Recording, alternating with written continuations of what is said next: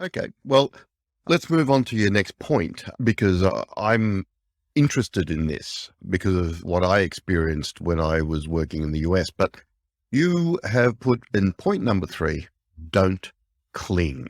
This is a straight up Buddhist lesson. Mm-hmm. Don't cling. Don't cling to books, CDs, DVDs, beliefs, opinions, prejudices, suffering, slights, real or imaginary, trophies, relationships, people, anything really.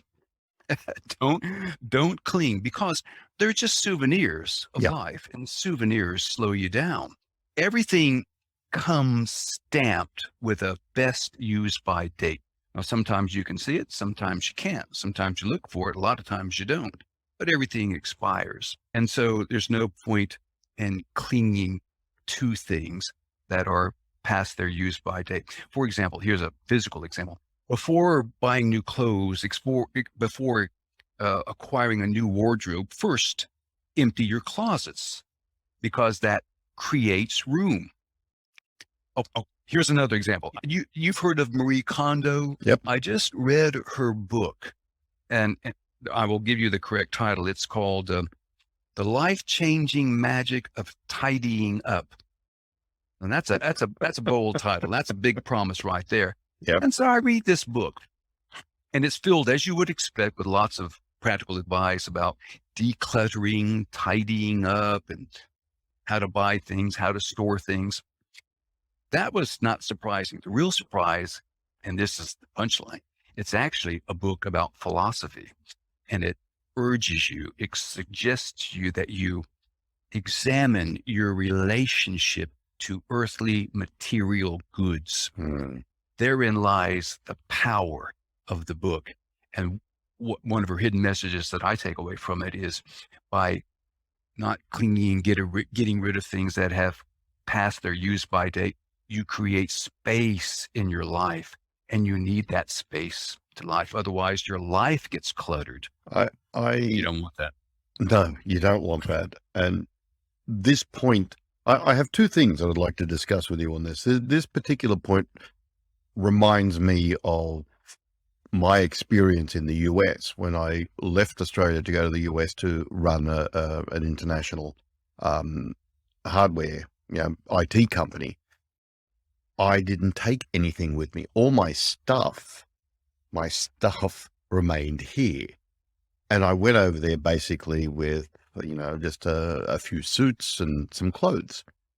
And I didn't accumulate any stuff while I was there.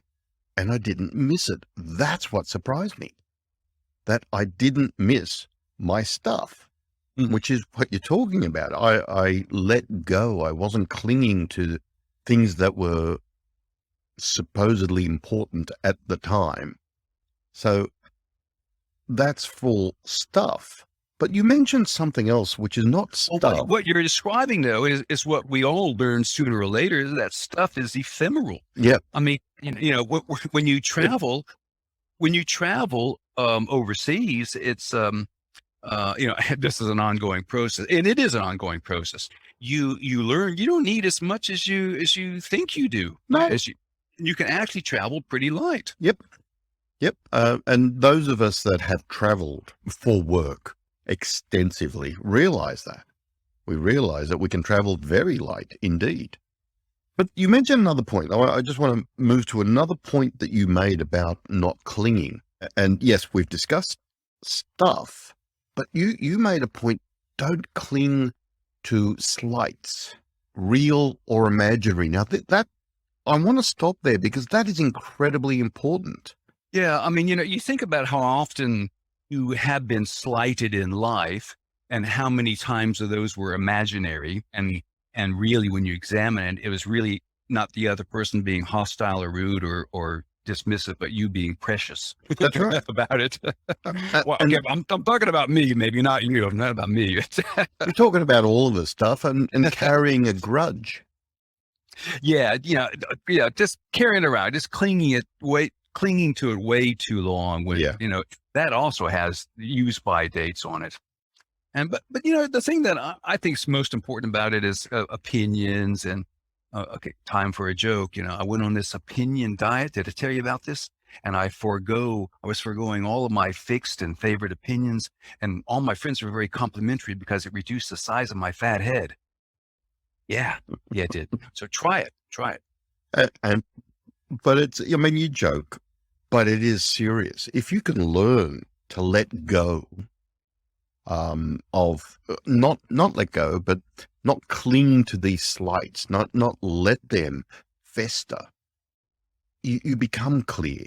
As you said, you become clear-headed. You can do more. Yeah, you clear headed because it creates space inside your mind. Okay, you're married, I'm married. You think of all the dumbass things that, she said to you and you said to her. I mean, if those were etched in stone instead of sand, I mean, where would we be?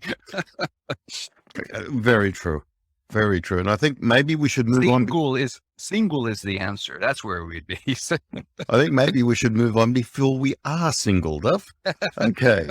No, that not to cling. Excellent point. And it's a piece of wisdom that you really don't understand when you're younger, when you're just starting out. Well, you're accumulating, you're acquiring, and there's a certain stage in life for that, of course, but accumulating and acquiring for how long? Yeah. That's the thing, because what you discovered in the US, it's all ephemeral. Yeah. It's all ephemeral, transient.